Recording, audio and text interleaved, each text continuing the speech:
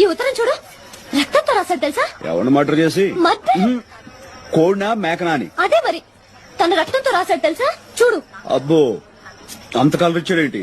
దాంతో నువ్వు మనసు పారేసుకున్నావా? నేనే ఉత్తునే మనసు పారేసుకోలేదు. నా గురించి కవిత్వం రాశాడు తెలుసా? ఆహా, గురువు గారికి అంత టాలెంట్ ఉందేంటి?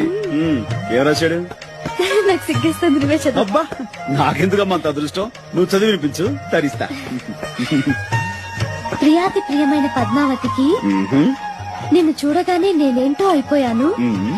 నాకేదో వచ్చేసింది.